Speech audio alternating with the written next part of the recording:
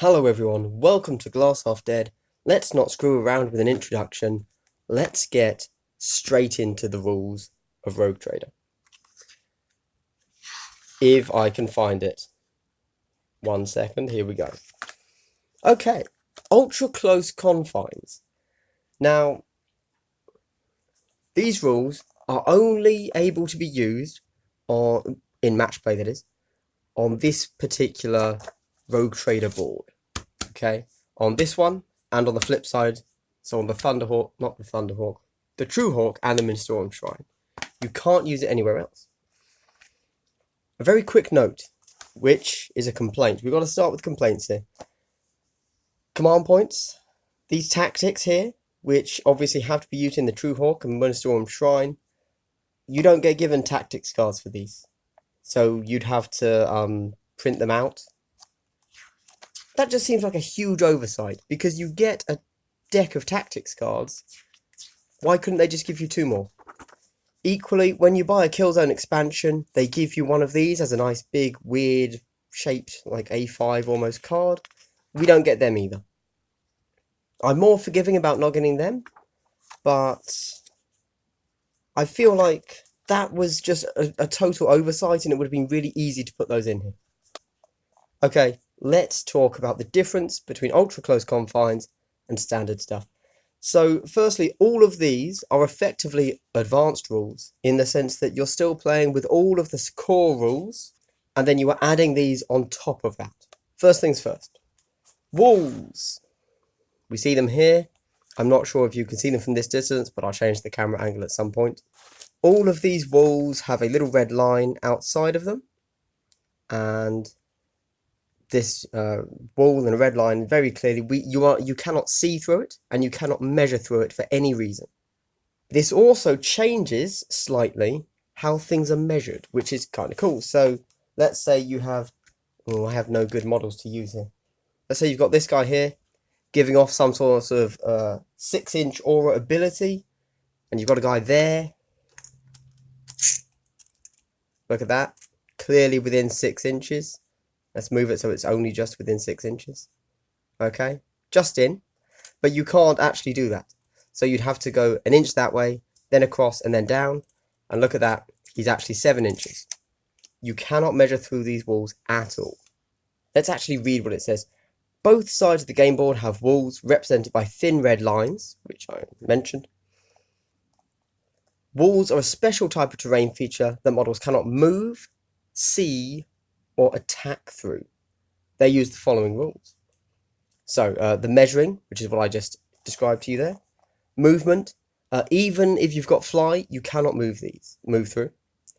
Now visibility, this is an interesting one.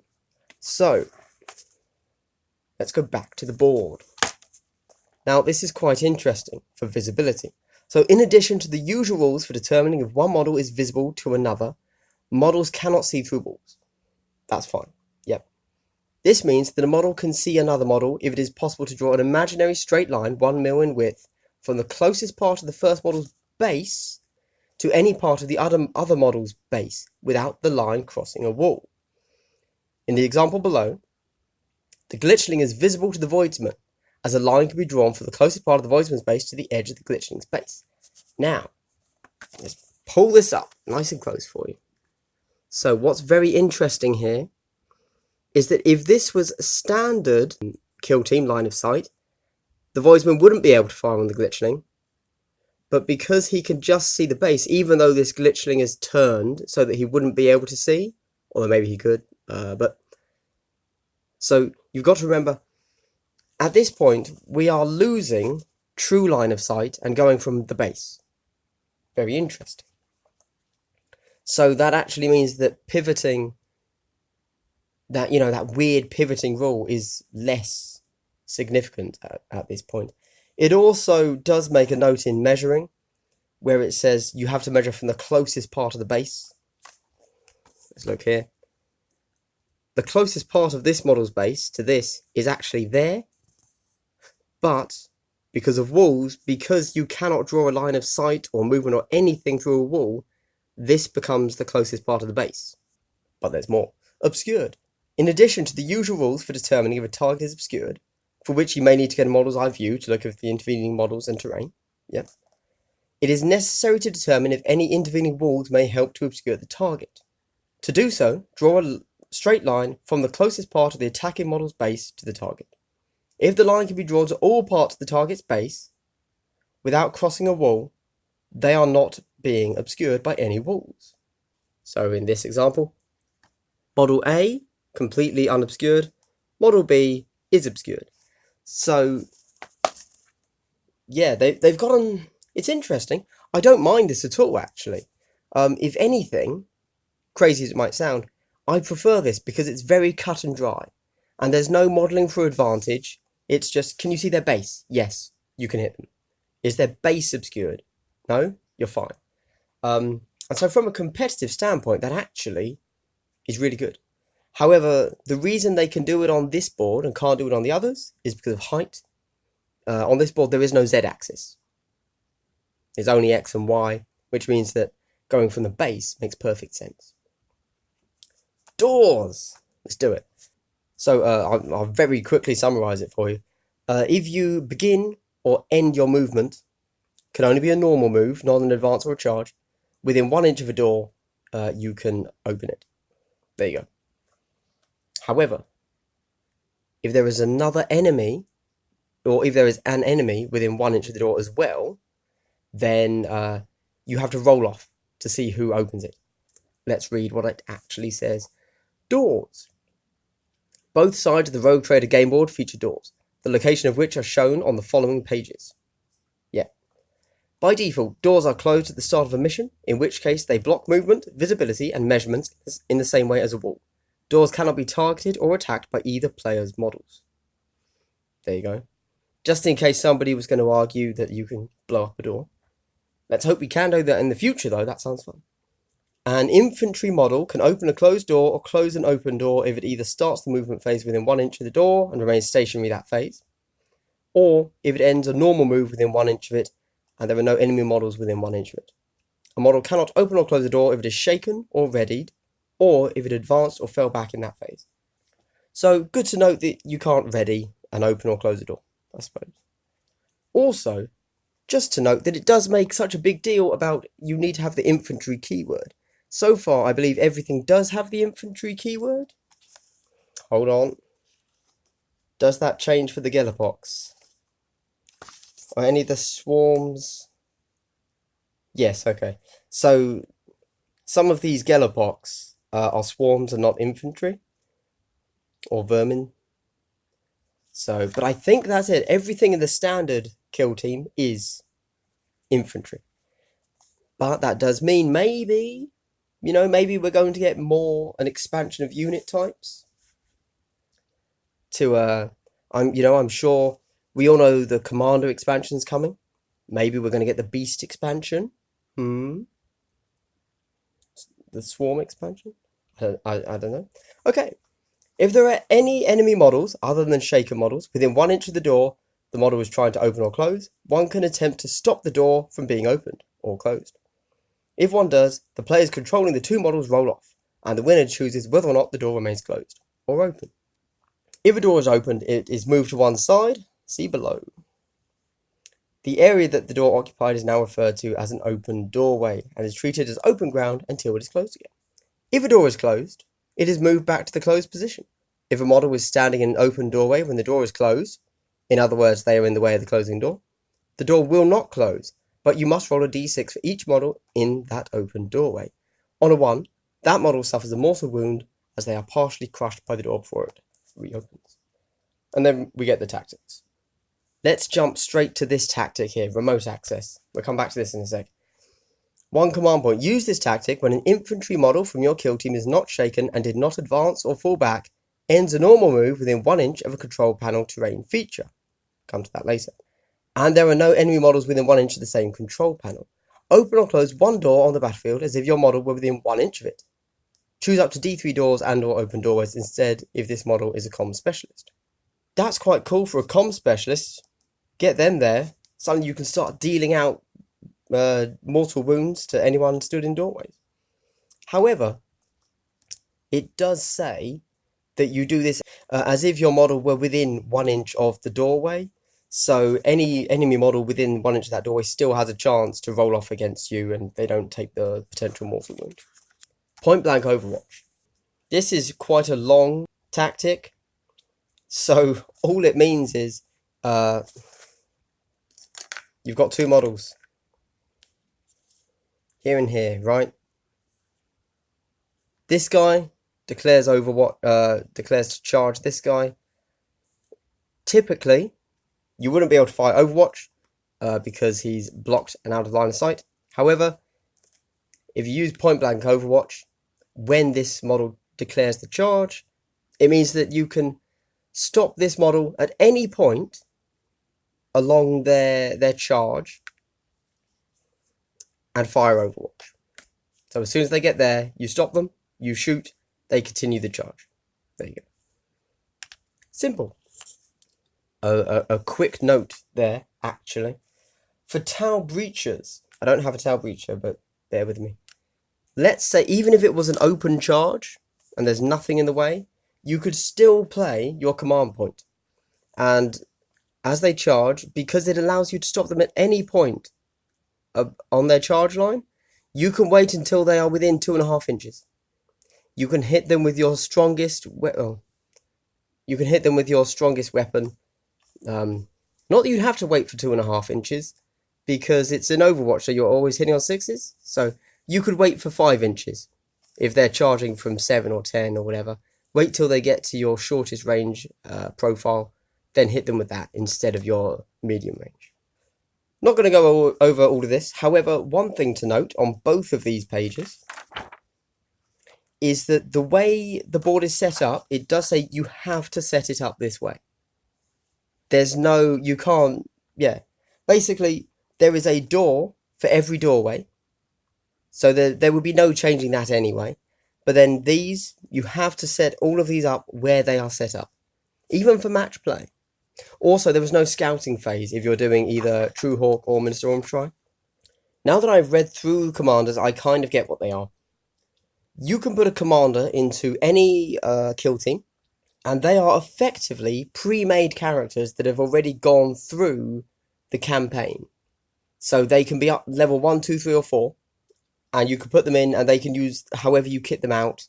And that's kind of what they are. They are fully leveled up characters. And that's just, you just pick. You don't roll for their level, you just pick, okay, I want a level 2 commander, or whatever. Now, I assume that for match play, all commanders will have to be level 1. So you do get some commander-specific tactics. Vaguely interesting. So, Heroic Intervention is if a model near your commander gets charged, 1 command point, your commander can pile in, as if it were the pile-in phase, and join the melee.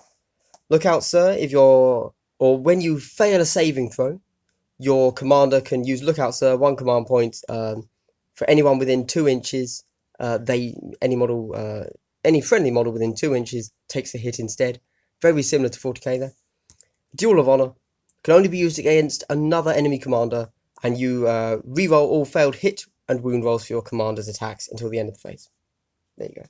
So you probably want to stack that bad boy up with anything that lets you fight twice in the fight phase.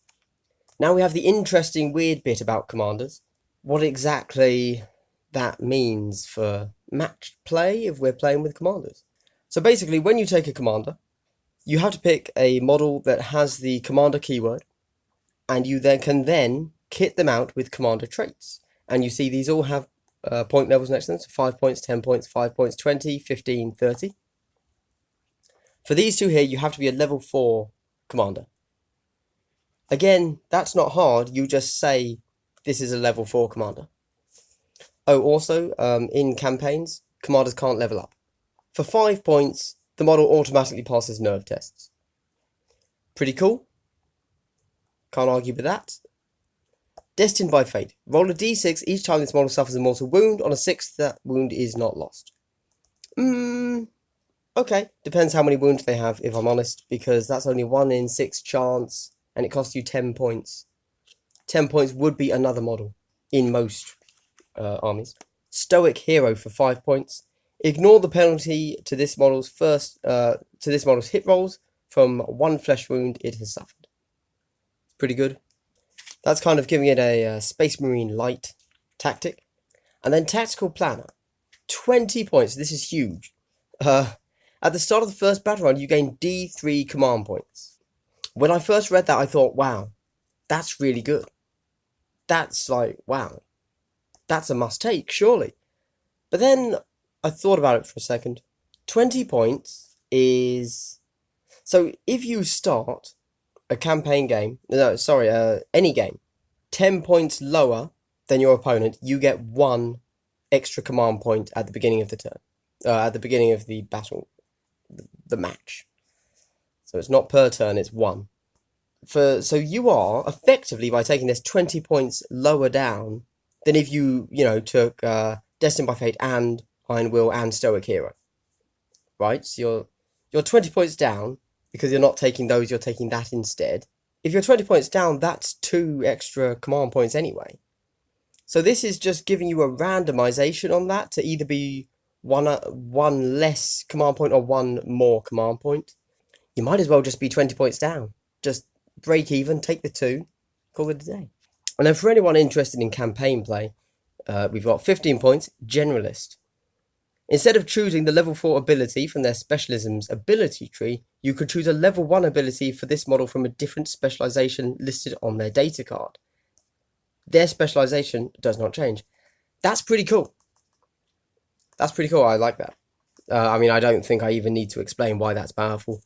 You can have, dip into the sniper tree, so you're re-rolling 1s, or everybody loves comms. Go ahead, get that reroll on whoever your commander is. Then Master Specialist. Now this is 30 points instead of 15. So this is lots of points. But instead of choosing a single ability for this model not already chosen from their specialism's ability tree for being level 4, you can choose 2 abilities. So that is just letting you get everything in your particular specialism's skill tree instead of having to make decisions. Okay guys, I've just gone over all of the kill teams in here, both the Elucidian Starstriders and the Gellerpox Infected, and the video has become way too long. So we'll come back to the actual kill teams in this at a later date. First, I wanted to show you the board and the kind of thing you might be playing on. Because this is, there's huge chunks of the board just not playable, right? So, interesting, thought-provoking times. What is the maximum you could ever shoot on this board? Maximum range of the board, one end to the other, 26 inches exactly. That's if you're going right from here all the way to here. So that is the maximum range, 26 inches. Let's see what it is across here. You're shooting from one end to the other. 20.5 inches. So this board is effectively 26 by 20.5 inches. That's definitely something to keep in mind when you are building your kill team. There is one mission where one team sets up here, another sets up there. So that means your maximum engagement, your maximum shooting distance is 20 inches, right? Probably closer to like 16. So that's very cool. And that's your turn 1 distance there. That's actually, when you think about it, not much further than a standard deployment, because you always start 6 inches away from the center, both sides, and if you've both moved up because you've got to go and get objectives, you're going to be within 12 inches of each other most times. So the only added closeness that this really provides is the walls. Because if one person starts here, you can effective, and the other starts there, you can kind of sneak up to within, 4 or 5 inches of the other person, and while still being out of line of sight. The other question that I have for you guys here is, can the Town DS8 turret be used on this board? With the smart missile pods, which gives you 30 inches, you don't need to draw line of sight.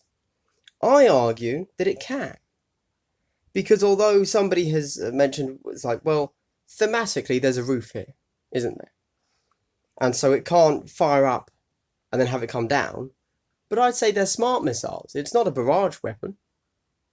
They can effectively fire out and turn and do all of that. I think this is still totally legal to sit in a corner and do nothing while hitting people over here. Tell me, guys, am I the king of cheese with my desire to use the DS8 smart missile turret in every possible way? The breakdowns of the kill teams coming up next time. I didn't realise it was going to take me so long to get through the entire book. So sorry about this, guys. I thought I was going to get it all done today. Right. I'm going to play with this tape measure because it's really fun. And this is the board. I think it's really cool. I'm actually a big fan of the board. And I'm looking forward to it. It feels much more thematic than the other boards to me. Just because it's actually a thing. As opposed to the other boards which are flat ground, now add terrain. But this is a thing. There are walls. It's cool. There you go, everyone. Glass Half Dead, signing off. Tune in whenever I put the next videos up, because my god, this is going to take me ages to edit. Sorry. Have a great day. Goodbye, everyone.